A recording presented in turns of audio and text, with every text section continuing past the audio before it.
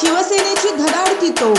सोलापूर जिल्ह्यात शिवसेना घराघरात पोहोचवणारा बुलंद आवाज. ज्येष्ठ नेते माननीय साईनाथ भाऊ अभंगराव यांना वाढदिवसाच्या हार्दिक हार्दिक शुभेच्छा. शुभेच्छुक साईनंद रिसॉर्ट, पंढरपूर, सांगोला रोड, खर्डी, तालुका पंढरपूर.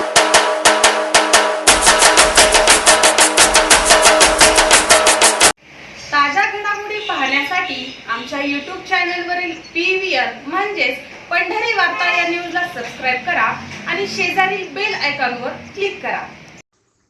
पंढरपूर नगरपालिका निवडणुकीत प्रभाग क्रमांक 7B मधील नगरसेवक पदाची निवडणूक प्रक्रिया पुढे ढकलण्यात आली होती. आता 20 डिसेंबर रोजी प्रभाग क्रमांक 7B साठी मतदान पार पडणार असून प्रभाग क्रमांक 7B मधून तीर्थक्षेत्र विकास आघाडीकडून सूर्यकांत तथा नाना कदम यांच्या प्रचारार्थ गुरुवार दिनांक 18 रोजी उमदे गल्ली येथे आयोजित कॉर्नर सभेस परिसरातील नागरिकांचा उत्स्फूर्त प्रतिसाद मिळाल्याचं दिसून आलं.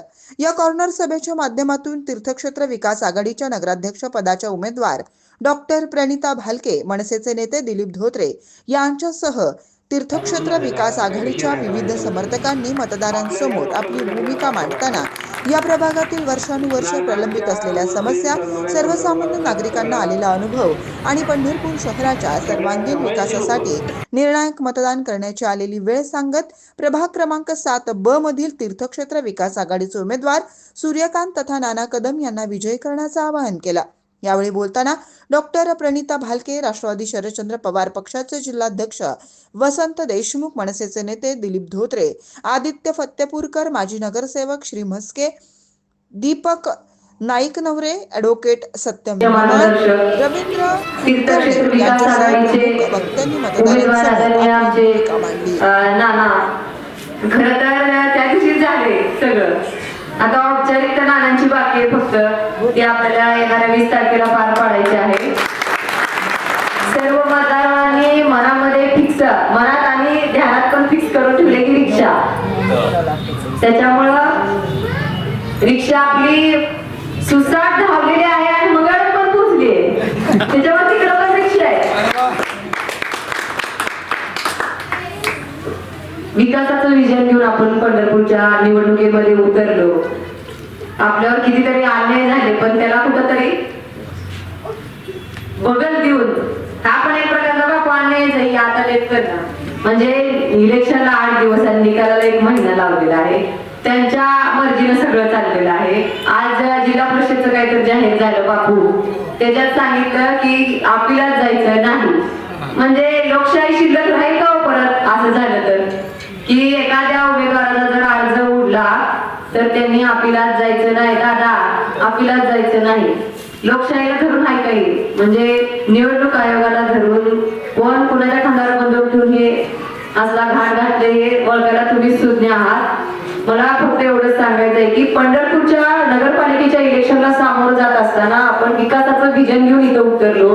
तालुक्यातील ज्या समस्या आहेत त्या आम्ही सगळ्यांनी अनुभवलेल्या आहेत. प्रत्येक वार्डातल्या, आपल्या 18 वार्डातल्या प्रत्येक गोष्टीच्या समस्या आपण स्वतः अनुभवल्या, म्हणजे आम्ही उमेदवारांनी. आणि त्याला कुठेतरी वाचा फोडण्यासाठी सर्वसामान्य घरातले सर्वच्या सर्व उमेदवार तुमच्या सगळ्यांच्या साथीनं आम्ही आज प्रचार प्रसार केला. आणि खरं तर प्रचंड असा प्रतिसाद आम्हाला सर्व मतदारांकडून मिळाला. आणि मी तर खरं बापू आपलं भाग्य की कुठंतरी या गोष्टीला वाचा फोडण्याचं जे भाग्य आपल्याला मिळालं तुमच्या माध्यमातून मिळालं. कारण लोकांना बदल पाहिजे होता आणि तो बदल घडवण्यासाठी तीर्थक्षेत्र विकास आघाडीचे सर्वच्या सर्व उमेदवार सक्षम आहेत. आता त्या दिवशी मतदान या वार्डातलं पण झालेलं आहे 2 उमेदवारांचं, म्हणजे मी नगराध्यक्ष पदाचा आणि आपल्या सोबतच आहे. आता फक्त नानांची औपचारिकता बाकी आहे ती 20 तारखेला आपल्याला पूर्ण करायची आहे. सगळ्यात महत्वाचं बापू काय झालं असेल या 20 दिवसाच्या काळामध्ये, पंढरपूर भयमुक्त बिनधास्तपणे लोक सांगायला लागले इथं पण या वार्डात की आम्ही नानांना मतदान करणार आहे म्हणून. आणि हाच आपल्या तीर्थक्षेत्र विकास आघाडीचा सगळ्यात मोठा विजय आहे की तालुक्यातील सर्व लोकांना भयमुक्त करण्याचं काम आमच्या तीर्थक्षेत्र विकास आघाडीच्या माध्यमातून झालं. खरं तर भयमुक्त पंढरपूर करायसाठी, धूळमुक्त पंढरपूर करायसाठी यासाठी अभ्यास केला होता आम्ही की सगळ्या लोकांनी समोर येऊन त्यांच्या व्यथा आमच्यापर्यंत पोहोचवल्या गेल्या पाहिजेत. हेच आमचं म्हणजे सगळ्यात महत्वाचं विजन होतं. आणि खरं तर ह्या 20 दिवसाच्या काळामध्ये आम्हाला ते जाणवलं. येणाऱ्या काळामध्ये देखील तीर्थक्षेत्र विकास आघाडीचा प्रत्येक घटक तुमच्या घरापर्यंत येऊन काम करेल आणि मी स्वतः नगराध्यक्ष पदाची उमेदवार म्हणून नगराध्यक्ष म्हणून तुमच्या सोबत तुमच्या खंड्याला खंडा लावून तुमच्या घरापर्यंत अधिकारी घेऊन येऊन काम करेल हा शब्द मी तुम्हाला त्या दिवशी दिलेला आजही दिलेला आहे.